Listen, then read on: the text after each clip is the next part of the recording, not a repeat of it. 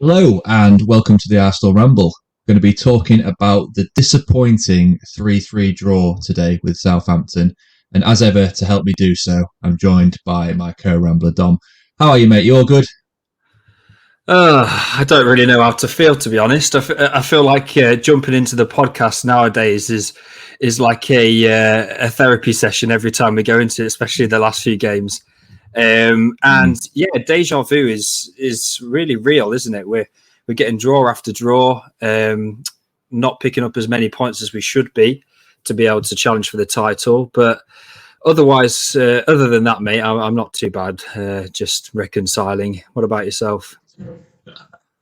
Yeah, similar for me. To be fair, just feels a bit deflating, doesn't it? I don't want to get too bogged down by it all because we're still top of the league essentially. So there's worse things in life. But yeah, it just feels like a missed opportunity and a game where we really had to win. And obviously, when we did our predictions all those weeks ago, this was one of the ones where we were just like, this is a guarantee 3 points, bottom of the league, at home.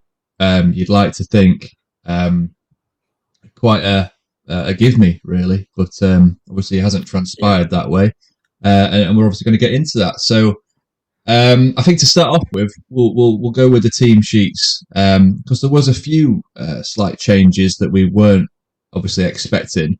The most notable one would be Granit Xhaka in the midfield, and he was replaced by Vieira.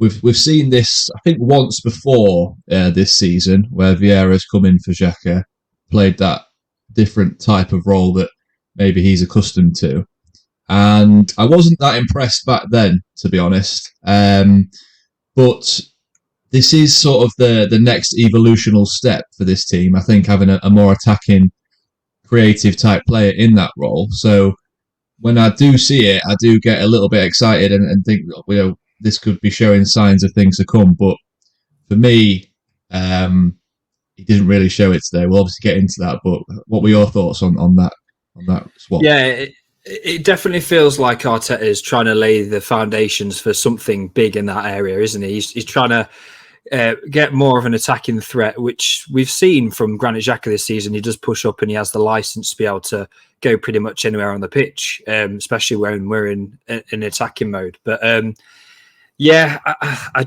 was quite disappointed from Vieira, to be honest, especially, the first time that we tried him in that position earlier in the season. He didn't really pull up any trees. His defensive side of the game isn't really good enough to be able to hold that midfield. And I know it's quite easy to pick on his physicality, but it is one of his weaknesses, really. Like, his weakness is being weak in midfield. Being shrugged off the ball is just something you can't afford to have. You need to be able to be completely technically secure to be able to roll defenders and win fouls if you're going to get shrugged off the ball. Like Saka, for example, if he's going to get taken off the ball, he's going to win a foul. But yeah, I think Vieira just lost it too easily in a lot of circumstances, and it's not his best position, is it? It's he's a 10. I think if he's going to play, he's a 10, but we've got Martin Odegaard, who is better as a 10, so there's no reason for Vieira to play for me.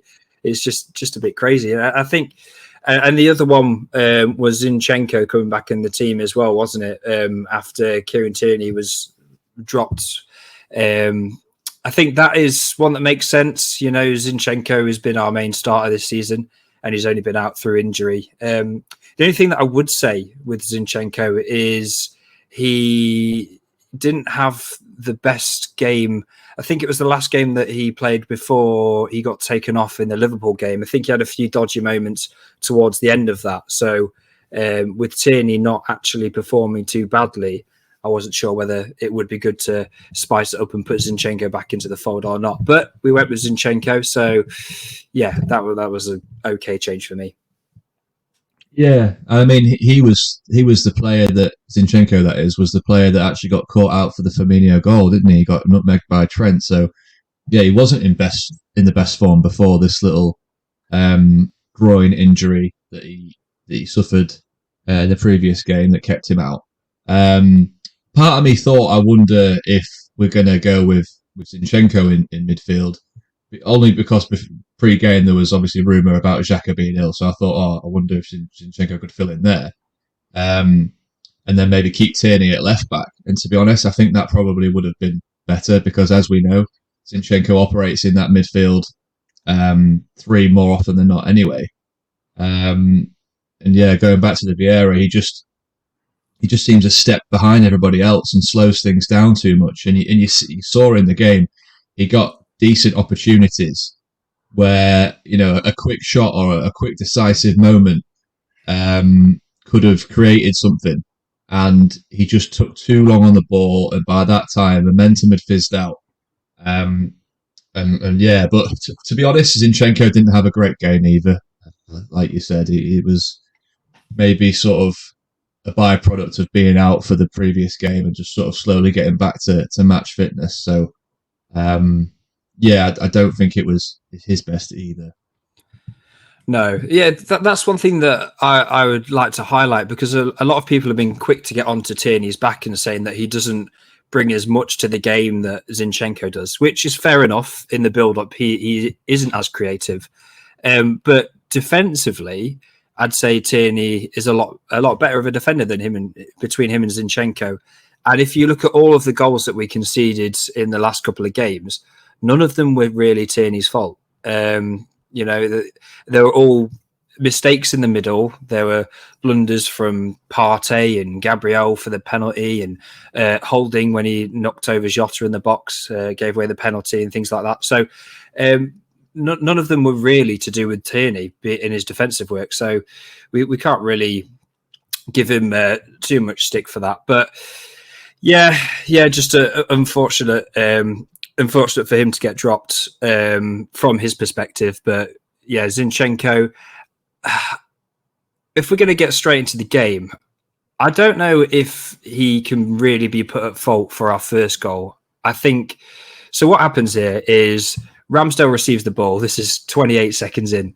Ramsdale receives the ball, and we want to play out from the back because that's the way we always play. And you just expect him to make the 5-yard pass, either left or right. But Zinchenko moves himself into that central area, and he wants Ramsdale to play the pass. I do think the pass is on when Zinchenko initially makes the run, but I think Ramsdale just gives it half a second, doesn't he, before he then makes it up his mind to try and pass it.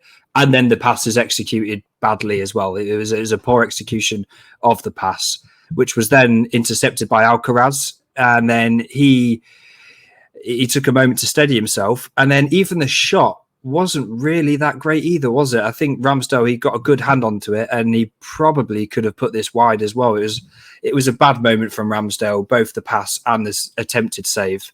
But yeah, I wouldn't put much on Zinchenko from that. I think he made the right movement, but it was just a poor pass from Ramsdale. What do you think about that?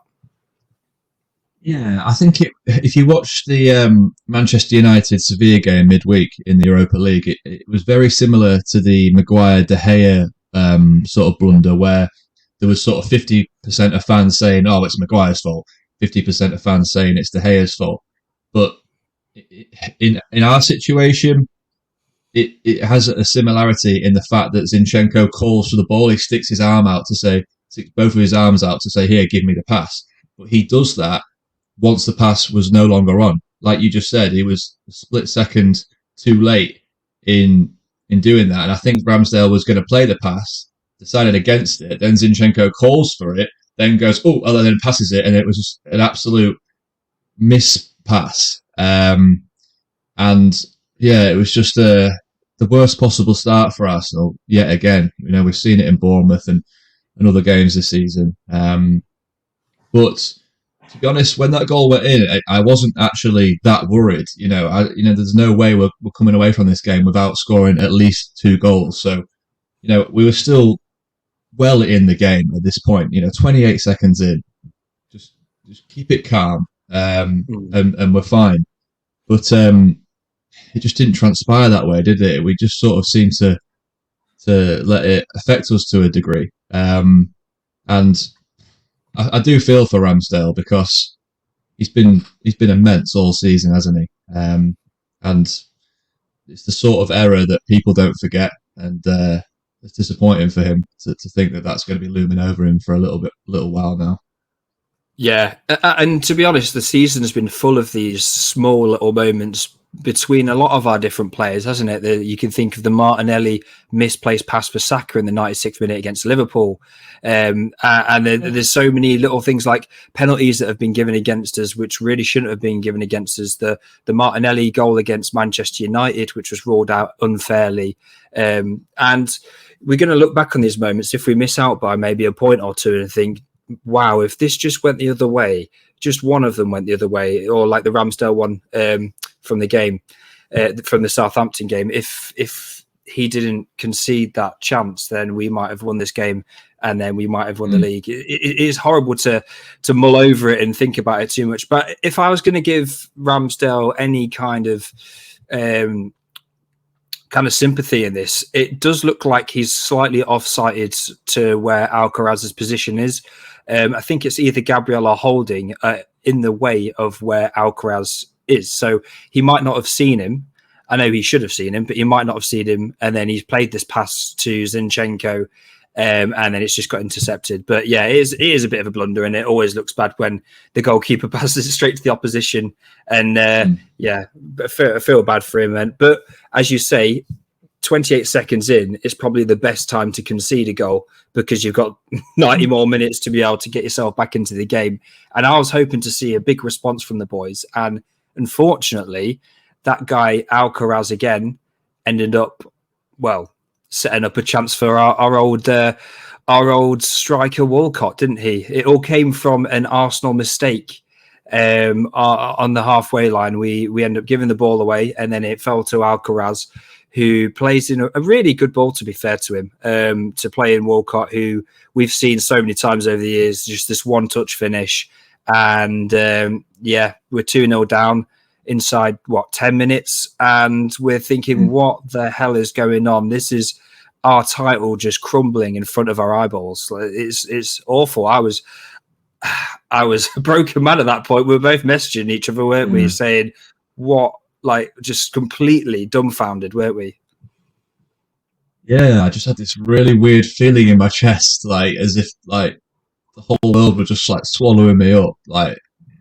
It's I can't even describe it, but yeah, it was that loose pass in midfield from Odegaard, like you say, that just so atypical of what he's been doing all season. But to be honest, I think it was well taken goal by Walcott in the end, but the run that he makes is an obvious run, and I don't know why Gabriel's not noticing that better. I don't know if it goes back to what we were saying in the previous podcast, how this back line changing slightly with Holding coming in for Saliba is affecting Gabriel, but the Gabriel of 2 or 3 months ago doesn't just hold his line and allow Walcott to make that easy run in behind him. He just tracks the man. It sounds strange to say that Gabriel can keep up with Walcott, but an aging Walcott he can do now. He can easily match his pace, and obviously, I just think he should have defended that a lot better. But I'm not blaming him or anything like that. It's just an observation that I made. But this is a stat that will make your toes curl.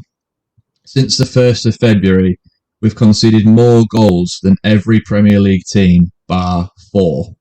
And I don't really know why. I mean, the obvious thing is, we haven't got Saliba, but it can't just be we haven't got Saliba and Holding's, not as good as Saliba. There's got to be something more to it than that. But I just don't know what that is. I really can't put my finger on it. I don't know what's happened to us at the back and why we're conceding these chances so often and making these massive mistakes. Yeah, I can't really put my finger on it too much either. I think it's a multitude of things. There's obviously we're missing personnel at the back. We're missing Saliba, who's been one of our best players there. The form of Gabriel's not been the greatest in his absence as well.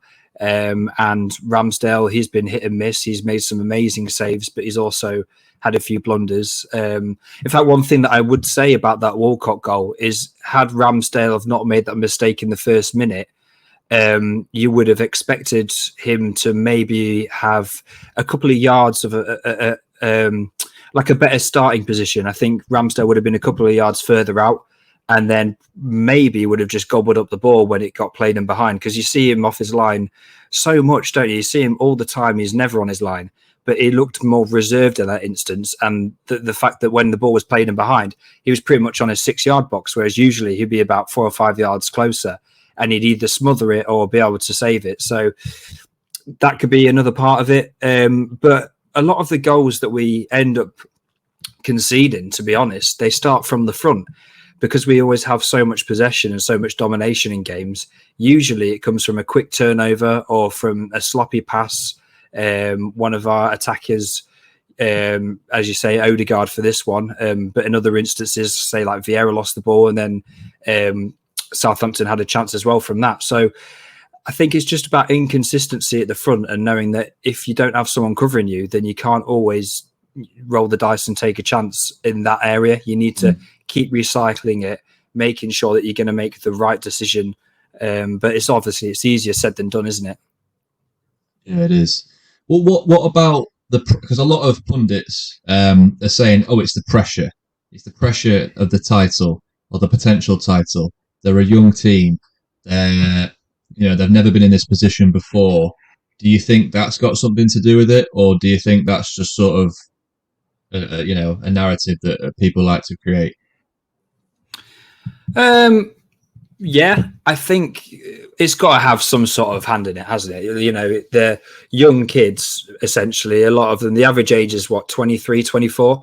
And this is the first time a lot of them have ever been in this situation. So, of course, there's going to be pressure on their shoulders. Having said that, there's not the expectation that usually comes with pressure. None of these guys were expected to perform the way they have this season. It's only because they have expected that well, then the pressure is raised and the expectation is raised. So it's a double-edged sword, isn't it? If you're going to perform well, then the expectation it increases. So you can't have one without the other, which is unfortunate for them. But yeah, I do think pressure is a side of it. I think form as well. There's a few players that haven't been in good form, few integral players, most notably Thomas Partey, Bukayo Saka, and Saliba not being present is, well, he can't have form if he's not present, can he? So that's 3 of our main spine of players that have been quality this season that aren't performing too well. So that could be another aspect of it as well. And I don't really know. I think a lot of it is game states that we're not used to, because most of the points and most of the games that we've ended up winning this season, the majority of them have come from Arsenal going in the leads. They then settle the game down, maybe get a second or a third goal, control the game, see it out, and then the other team doesn't get a sniff. Whereas what we're seeing more recently, especially since the Liverpool game, is we ended up we were in the lead, cruising like we had done and won all those games in that way, and then we conceded a goal. And as soon as they smelt blood amongst the Arsenal players and smelt a bit of fear, that's when they get onto us. And then you see our boys feeling the pressure. And that is something which I don't know if maybe all the other teams in the Premier League have looked at, like West Ham, the next game. They might have said, oh, even if we are 2-0 down against Arsenal, they can crack under the pressure. If we get just a glimpse of any hope, just a glimmer, just one goal, then we can, get them to be weak at the knees and hopefully get a leg back into the game. So I think maybe that's a part of it. Teams have started to recognise how they can get back into the game against Arsenal. And, there's the Bournemouth game. Bournemouth gave us a really, really hard game because they got off out the blocks quickly. So maybe Southampton have taken that approach to say, if we can get out of the blocks, score early, frustrate Arsenal, then that's how we can maybe try and get a point. So I think it's a mixture of all of those things, form, pressure, and different sort of game states that these players haven't experienced before. Yeah, I think you did right. And also to complement what you're saying as well. The experienced players that we do have, you're thinking Jesus, you're thinking Zinchenko, you're thinking Partey, that have won it elsewhere. Partey for Atletico Madrid. They're some of those players, mainly Partey, since the international break, are the players that aren't performing to their normal ability. So it isn't always a case of, oh, they're experienced, they're going to be able to help us in this situation, because as it transpires, that's not the case at all. Partey's in some of the worst form I've seen all season. You could probably say the similar to Zinchenko in this game as well. And it's players like Martinelli that is still very, very young that were grabbing the game by the horns, and really did help get us back into this game. And that's exactly what he did. Just 4 minutes after that Walcott goal, so on the 18th minute mark, it was a great ball by Odegaard, to be fair, out to Saka, and then a good cross by Saka, and met by an absolutely perfect volley, first time volley by Martinelli. That it was the exact goal that we needed, wasn't it? Just to get the goal line back to 2-1, and we're in touching distance then of getting it back to 2-2, and then pushing on. But it felt like this was the first step to maybe getting the equaliser before half time. And what did you think to this one? Yeah, it really got me off my seat, to be honest, because I was feeling so mugged off almost that we'd gone 2-0 down in the first 10 minutes. I was sat there in my seat, had my head in my hands, to be honest. I was really frustrated with how we'd played. We hadn't really created much either. So then when I saw Saka burning it down the right-hand side and crossing it back, it's actually such a difficult skill to be able to volley this and get it on target with so much venom as well. But he just leathers it, doesn't he, Martinelli? He absolutely leathers it straight in the net. And then you're thinking, okay, 2-1, 20-odd minutes in, we've got so much time to turn this around.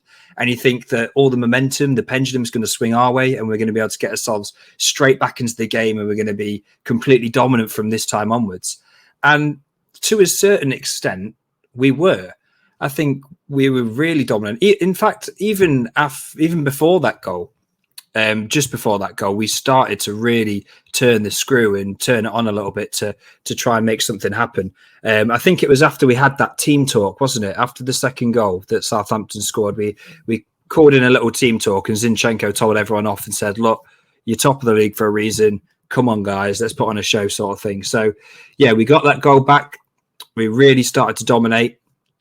And I was quite confident at this point. I was pretty happy thinking that we were going to be able to get ourselves back into this game. We were going to be able to get an equaliser before half-time. Unfortunately, we didn't quite manage that. We had a really good chance from Ben White, didn't we? That header at the near post from a corner, which, once again, the thorn in our side, Alcaraz, saved off the line. He was everywhere, wasn't he, Alcaraz, by the way? I was really happy to see him get substituted at half-time. I actually written my note saying somebody needs to send Alcaraz to Alcatraz because I'm fed up of this guy. But unfortunately, we didn't manage to get the equaliser before half-time, did we? No, and like you say, it was wave after wave of attack, but there just didn't seem to be that decisive key moment. We couldn't quite carve them open. Yeah, the headed opportunity was the best, and it was a good goal line clearance, but he probably should have done a little bit better with the header, to be honest. And this, for me, and I hate to dig out a player so much, but it all kind of goes back to Vieira. He was like a crutch in the team. It was slowing everything down, the wave after wave of attack, and there was no decisive moment from him. And he was the sort of player that we were looking for there to help provide that injection of something magical. It just wasn't happening. Couldn't keep up the intensity of the game, and to be honest, it was kind of a surprise to me that we didn't look to maybe substitute him at half time. It was something that personally I would have looked to have done. The caveat to that is we didn't have really a ready-made available player to Xhaka's not on the bench, and apart from Xhaka, we haven't really got anyone realistically to swap him out for. So yeah, that was a frustration for me. But the silver lining towards the end of that. Yeah. Sorry to interject, just with that one point you said there. Emil Smith-Rowe, is he not a player anymore? What's going on with that guy? Why could he not? Why could he not have gone into that role that Vieira was on? I think he probably would have made a lot better of a go at it than he did. Yeah, I mean, we've been saying this for weeks, haven't we? We've been saying, like, what the hell has happened to Smith-Rowe?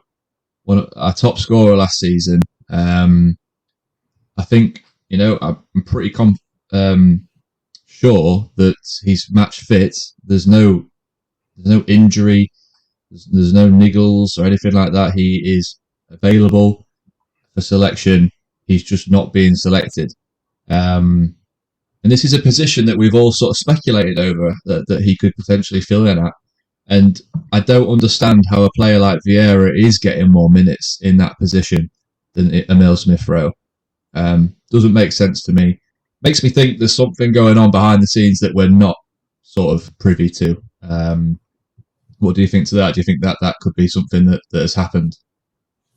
Yeah, I feel like Arteta has a habit, doesn't he? Whenever he falls out with a player, that he kind of sidelines them and doesn't really let them have a sniff, not even a substitution appearance. And you've got to think that Emil Smith-Rowe in a game state like this as well, even further on in the game, when you're chasing a goal, to not be bringing on Emil Smith-Rowe, who got those, he was one of our top scorers last season. How on earth is he not getting a sniff in this game? There has to be something going on. I don't know if he's going to be maybe getting a move in the summer, or maybe he's just had a bit of a falling out of Arteta, slap on the wrists, and this is your time out of the team. But for me, it does seem ludicrous the extent that Arteta would go to sometimes. Of course, this is all speculation. We don't know if he might be holding a little bit of an injury or something like that. He might not be 100% ready to make a full impact. But on the face of it, if he's on the bench, you'd assume he's ready for selection and he should be available to play in the game. So, which he was. He was on the sidelines, he was warming up, but he just didn't get selected. So, yeah, it's a really weird one. I feel like he would have brought that technical security and ruthlessness that Vieira doesn't have in that position. We've seen Emil Smith-Rowe score so many goals from those sort of areas, from the edge of the box. He's got a real finesse about his shots, doesn't he? And he's got great technical ability on the ball. So, yeah, a bit frustrated, especially when you see Vieira getting the ball, receiving it in a great area, the edge of the box, and then instead of just hitting it first time, he chooses to take a touch and then go for like a floated cross or something like that. It's like, just hit it. Sometimes you just got to leather it. It could go anywhere, but he didn't, did he? Yeah, just drill it across the box. Get a little bit of pinball going. It's sometimes the sloppy way, but sometimes just the way you got to do it. Floating a ball in. It wasn't even a good ball either. I think it was going over the bar. So that's what I was saying earlier with the decisive moments where he really needed to do the right thing, and he wasn't doing it, and that's why a wave after wave of attack was resulted into not a lot of danger or chances created for us. In fact, to be honest, towards the end of the half, they were looking more likely to get in a third on the counter, to be honest. So, yeah, real disappointing. But going back to Smith-Rowe as well, he was also sort of like substitute little loophole, wasn't he? He was coming on and scoring all sorts of goals off the bench. And like, what a thing to have in your team when you've got someone like that can make an impact from the sidelines. So, yeah, to not be using him at the minute does seem really daft. But what was? Sorry, you go. No, yeah, I was just going to echo what you said about how if somebody's speciality is coming off the bench and scoring goals, then you're in a game state where you need someone to come on the pitch and score a goal. Then you should just put 2 and 2 together and bring him on. It just seems absolutely crazy, the fact that we aren't using him in the way that we should be able to use him. But it is just so frustrating, to be honest, isn't it? And I recall that Southampton did actually manage to get a few chances towards the end of that first half, though, didn't they? After we weren't quite so technically secure and gave the ball away a few times. And Ramsdale, to be fair to him, he actually had a pretty good double save, didn't he? The ball was floated in, and the first one he kind of dealt with, but not quite, and it went back into the same area. And then I think it was Alcaraz again who got a second bite of the cherry, and Ramsdale just he pushes it over the bar, doesn't he? So to be fair to him, that is a point where he's keeping us in the game. But unfortunately, you know, the prior is what put us in that miss in the first place. Exactly, yeah. And to be honest, like you said, that first save, I don't think he dealt with that very well. And I think if he deals with that better, then he's not needed to make the second save. So yeah, but you know, he still made them at the end of the day. So we can't jump on his back too much. But yeah, what I was saying towards the end of the first half is we managed to get both of their fullbacks on yellow cards. So going into that half-time break, I was thinking, sort of rubbing my hands together a little bit, like we've got both their fullbacks on bookings. They've just subbed off their main attacking threat in Alcaraz, brought on another centre-back in Lianco, I think that's how you pronounce his name. And you're thinking, this is playing into our hands a little bit, because they're essentially going to nullify their counter-attack to a degree, because it was sort of Walcott up there on his own, wasn't it, for large portions of that second half. And it was exactly like that, really. We were just constantly with the ball. Possession was sort of like in the 40% in the midfield area, another 40% in their final third, and only sort of 20 in our area, and that was basically us passing it out. So it was relentless attacking from Arsenal, and it seemed like it was only a matter of time before we managed to get it level to 2-2. But yeah, it just sort Someone is at the blink doorbell. Seems to transpire that way. Somebody's at the ring doorbell, so it seems. Yeah. But yeah, the thing is as well, they really did sacrifice all possession and any counter threat, didn't they? In that moment where they made that substitution, brought on Lianco, and I was also rubbing my hands together. I was thinking, oh, this is sort of like the mistake we made against Liverpool, where we sacrificed one of our midfield players. I think it was Odegaard for Kivior, and then invited so much pressure onto us. It was almost like a flip of that, but then we're going to have a whole half of being able to attack them. So, yeah, I was pretty happy, and what we actually did see is we did start to create a lot of chances, and we did start to really go into the next gear in this game. But it was almost like a bit of a sucker punch, wasn't it? Because Southampton then went 3-1 up. This really did punch me in the gut, just because I kind of felt like I knew this was going to happen before it happened. It was one of those moments where they hadn't really had a sniff in the whole half, in that second half up to that point. And then they win the corner, and then you see Lianco, and he's pulling all of these faces, and he's getting everyone riled up. He looked like a beast, didn't he? He looked like something was going to happen. Possessed. Yeah. It's like doing the hacker before a corner just to get a sort of fearing their ability. And then, the goal goes in, and you're thinking, well, that's it then, isn't it? You know, we've clawed our way back into the game. We got back to 2-1. We should have got back to 2-2 by this point, but it's now 3-1. Where are we going to go from here? It doesn't look like there's any way to escape or get a leg back into this game, really, did it? No, and it really pees me off as well, because it was such an unnecessary corner to give away from Partey as well. I don't know what he was doing out there, and it reminded me a little bit of that Palace game. You remember when Ben White made that big tackle on Zaha, and then he gets up and he proper it goes out for a corner, but he's proper gearing up the crowd, yeah, get in.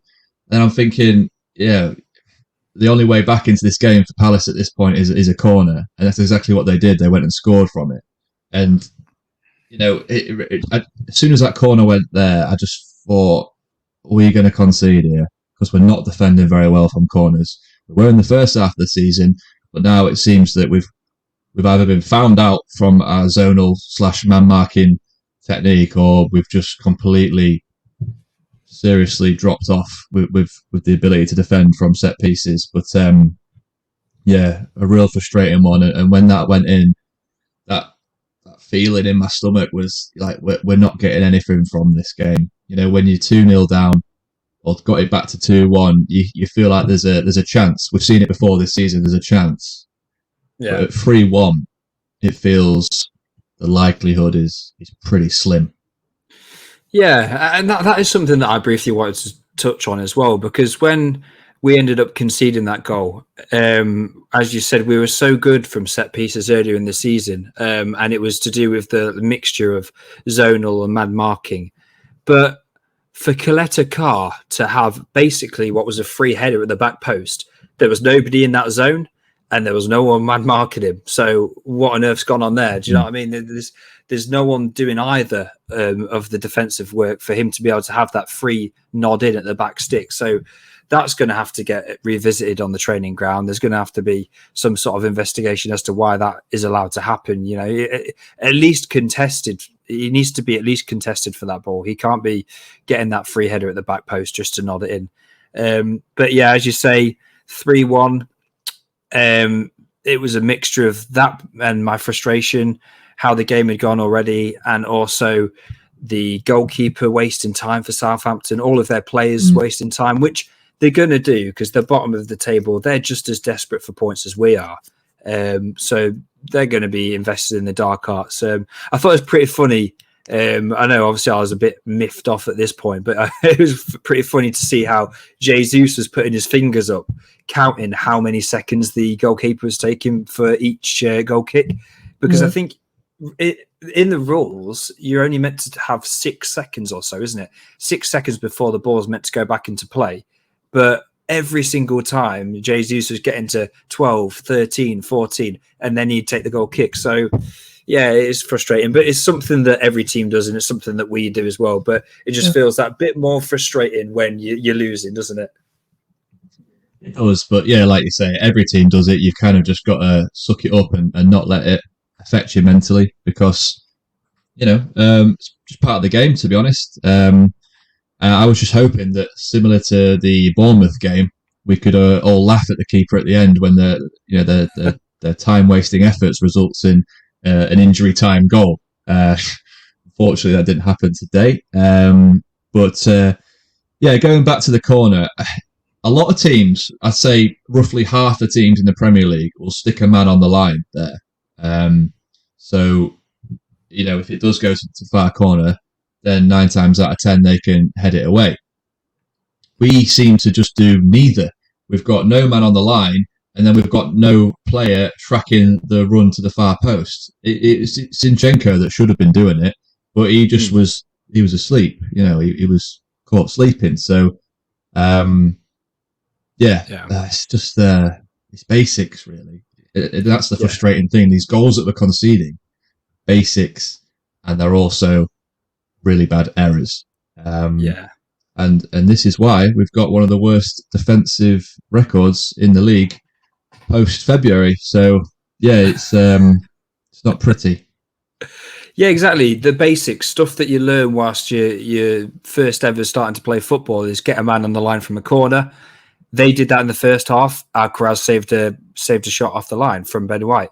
We didn't do it in the second half. We conceded where we could have maybe had someone on the line to clear it. So, yeah, that is a swing of 2 goals during the game just from basic errors, and also a third goal from passing it straight to their strikers, which is also a basic error, which was really horrible.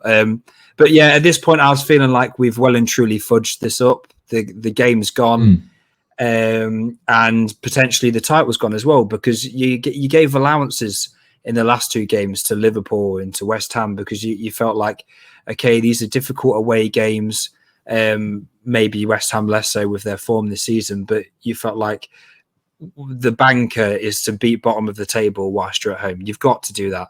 And to be 3-1 down at this point of the game, it did really feel like a moment of the title's gone. But there was a glimmer of hope, and that came from Odegaard, and it came from pretty much nowhere, didn't it? I was just kind of drifting through the game. I was messaging my mates who were all giving me sticks saying that Arsenal have bottled it, which I don't even want to get into that just now because it's frustrating. But yeah, my mates were giving me stick, and then all of a sudden, Odegaard gets the ball on the edge of the box and then, well, plucks out a beauty, doesn't he? Bends it around the keeper, 3-2. We're back in it.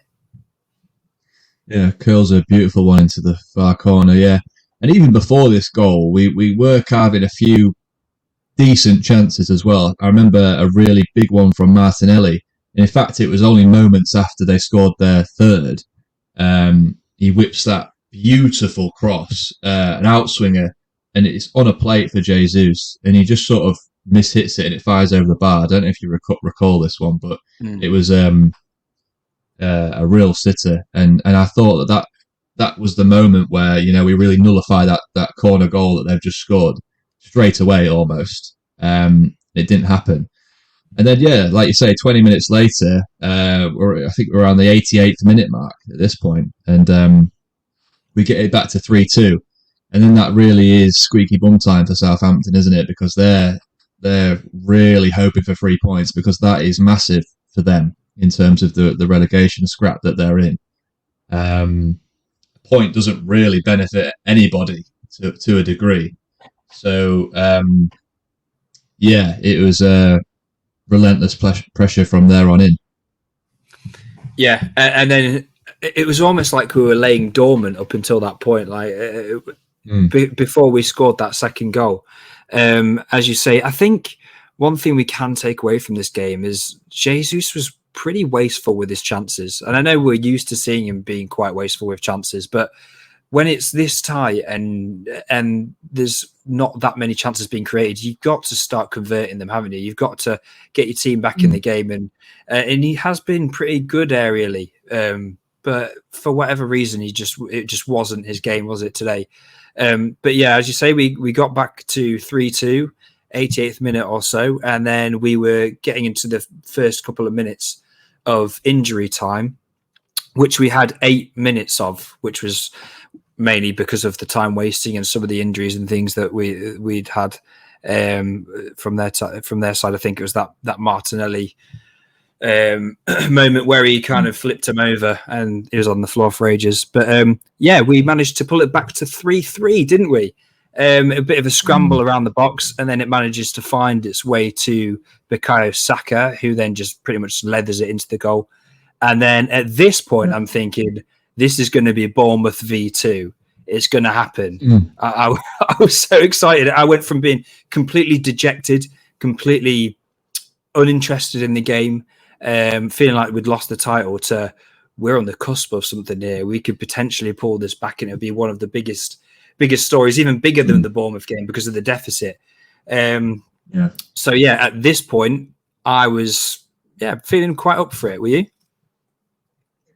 Oh yeah, big time. When I saw the 8 minutes go up as well, I thought, yeah, that is plenty of time. Especially, as I was saying to you earlier, it was squeaky bum time at 3-2. Never mind now at 3-3. So, you know, I thought we really were going to do it. I honestly did. But I have to give props to Nelson for that Saka goal, because it was great work from him, and I thought he did actually really well coming off the bench. I thought he looked bright and promising, and he was trying things and making things happen. So yeah, I have to give him credit for that goal, because it was a good shot and forced Bazunu into a save, and then obviously Saka's just there for the rebound to strike it home. And this is what I was talking about with just taking your chance, taking shots and making things happen and causing a little bit of chaos. Nelson did that. And look what happens. We managed to get the equaliser there. So yeah, that is brilliant for him, and I'm glad that he's still managing to provide that impact from the bench for us. But yeah, 2 minutes later, Trossard gets on the ball, makes a lovely little weaving run, and is so unlucky to see it cannon off the crossbar, isn't he?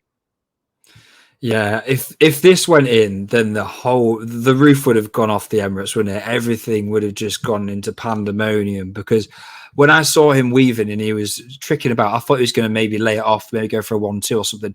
But he just leathers it, doesn't he? With his left foot, he just, rolls the dice, has a shot, and you see it dipping. And I'm thinking, it's almost like I was watching it in slow motion. I was like, and then, just bounced off the crossbar. And I was like, no, it's just not going to be our day.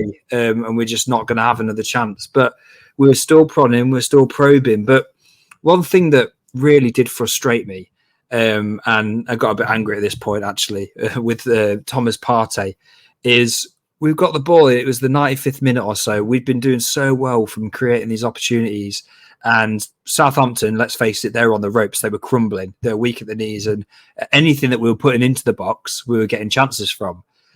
So Thomas Partey received the ball about 35 yards out, and the whole crowd shout shoot, as they usually do.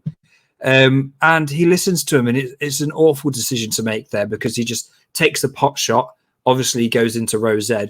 And then Southampton were able to absorb about a minute and a half out of that, because they're gathering the ball, kicking it about, resetting for a goal kick.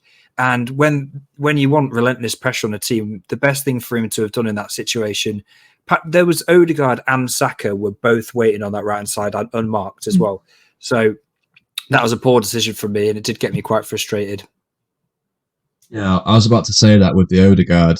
He was in acres of space, wasn't he, to his right? And I've never seen Odegaard quite as angry as that, actually, to be fair. I mean, he seems like a pretty placid guy, but he was raging at that decision from Partey. And to be honest, it kind of summed up his day, didn't it, really? It was just the wrong decision, wrong time. And yeah, that's really not helped him out there. And I kind of thought, going back to the Trossard chance, I kind of thought that was maybe our last big chance. I think that was around about the 92nd minute. So to be fair, we still had maybe another 5 or 6 minutes to go. And we did actually force another big chance as Saka forced the ball into Jesus in the box, who did go down under pressure. Don't think it was a penalty, to be honest. He went down quite easily. And then the loose ball spilled out to Nelson, who just shoots, and it misses the post by a couple of inches. And this is it. This is the fine margins, and you could see the disappointment on his face, couldn't you? Yeah, between the Trossard goal hitting the bar and bouncing off, and that one just whiskering past the post, it is so close between.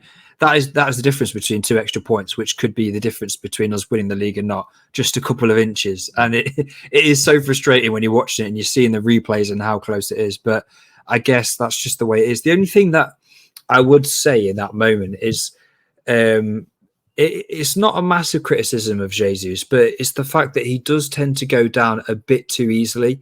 It almost seems like he's more willing to try and play for a penalty than to try and make half a yard of space and get a shot away.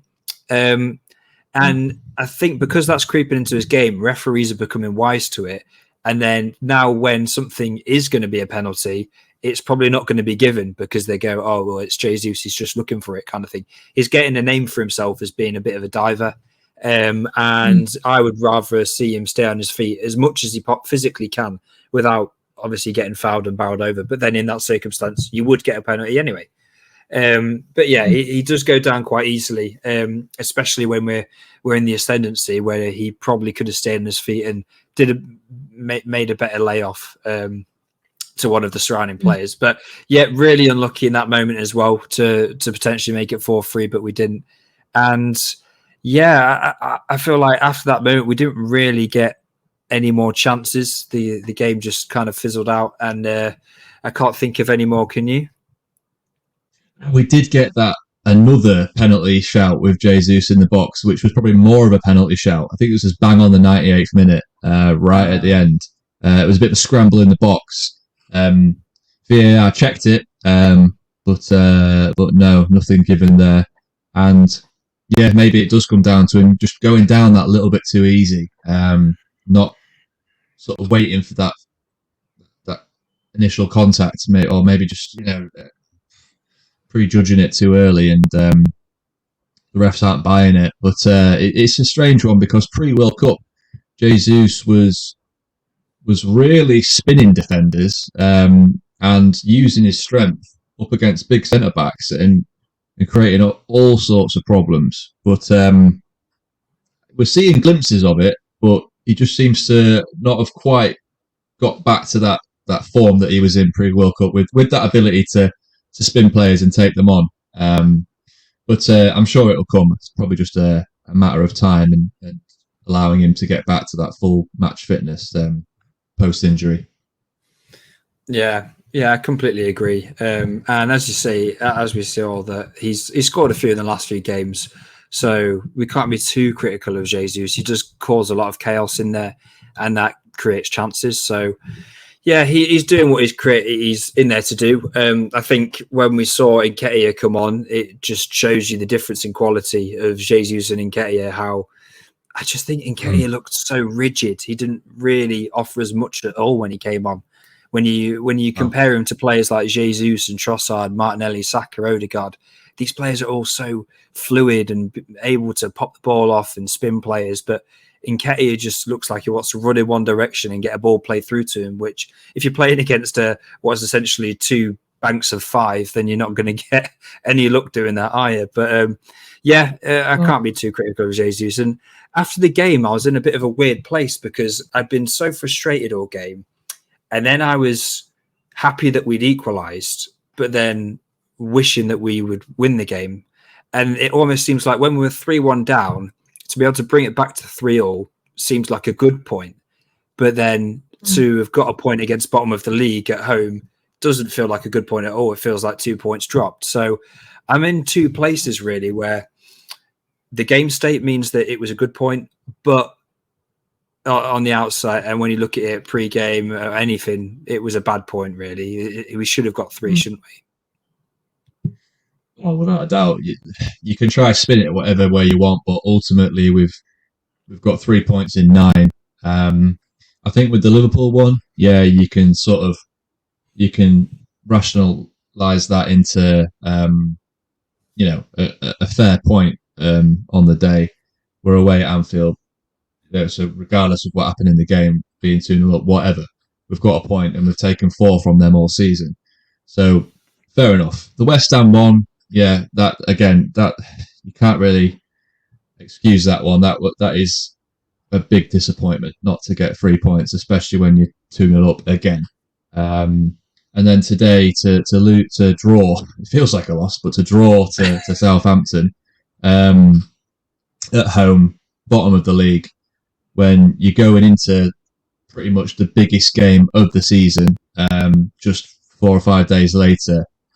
It seems like a massive 2 points dropped for me. But ultimately, when you look at the table and you start doing all the maths and trying to figure out, what if we do this and City do that, and if we win it at the Etihad, blah blah blah, it doesn't actually change things. It's still within our hands. If we go to City and we get a result, then do we go back favourites, or in your mind, or do we have to win at the Etihad?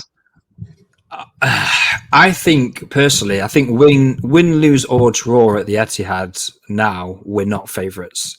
I don't even think we were favourites before the Southampton game, to be honest. Yeah.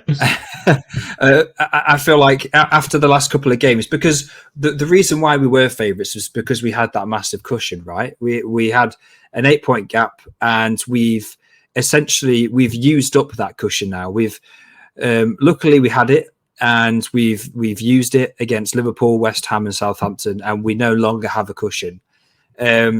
So it is a bit of a straight shootout, and I do expect City to pick up more points than we will, unfortunately. And I do think that City will probably win the league from this point on. But the only thing that I would say is, yes, if we do win all of our games, then we've won the league. Same with Man City as well. I do think that points on the board do mean a lot more than games in hand, because how many times have we been maybe 3 points behind a team and we say, but we've got 2 games in hand, and then we end up drawing one and losing one. And it doesn't mean anything unless you got the points on the board. It doesn't mean anything. And you see City, they've still got tough games. They've still got Brentford away. They've still got Brighton away. They've still got to play Chelsea, who I know have been rubbish this season, but you know, they might have a point to prove later on in the season. So it's not done and dusted. That's one thing that we've got to remember. It's not game over just yet. But for us to really stake a claim and to be, I think for us to have a serious foot in it, to be able to try and win this title, we've got to go to the Etihad and win. We have to now. I think the psychological benefit from it, them losing 3 points, us gaining 3 points, it's got to be a win. I think it's probably the worst time for us to play them, because we're missing Saliba for a start. We've just not had a win in the last 3 games, which, you know, the form is going to be worrying. Whatever game state it is, whatever the game state is, say if we go 2-0 up against City, we're going to be worrying because we've dropped points from two goal leads in the last few games. Or if we go behind, we're also going to be worried that we might not be able to win the game. So everything points towards us not winning this game, and that could work in our benefit. You know, no one's expecting us to win the game anymore, so there's not as much pressure. But I'm just trying to spin it to make myself feel better, to be honest. But yeah, I feel like with the whole goal cushion, the whole point cushion thing, we needed to have this allowance of points for this Man City game. We needed to have an 8-point cushion to be able to drop 3 points in this game and then drop points against the likes of Newcastle later on in the season, because those are the more difficult games. So for us to have dropped these points in the lesser games, so to speak, means that we don't have that allowance. So we need a near perfect run if we want to win the title from now on, don't we? Yeah, we do.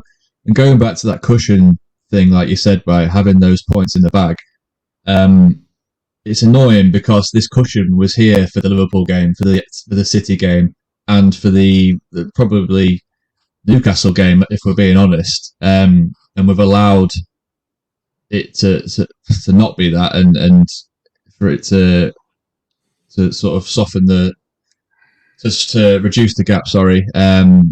From a Southampton game and a West Ham game, 2 of the worst teams in the league statistically this season. So yeah, it's disappointing, and I have to say my confidence levels going into this City game are pretty low, to be honest. I know that sounds really pessimistic, but I just, you know, we've conceded 3 goals to Southampton at home. You know, the defense has been so bad these last few months, and we're going against an absolute robot in Haaland, a brilliant team in City, and I can't see us not really. We're 100% we're conceding goals in this game, and it's just whether can we score more. I think it's going to be a high-scoring game, no matter what. And I don't think my heart can take it. I'm really not looking forward to it. Yeah, I do think we're going to concede goals in this game, which I think I'm fine with, as long as they're not from stupid individual errors. Like we've seen in the last couple of games, we made some really stupid errors. And in the last City game, I think it was Tomiyasu who made that back pass, which got intercepted, and De Bruyne scored.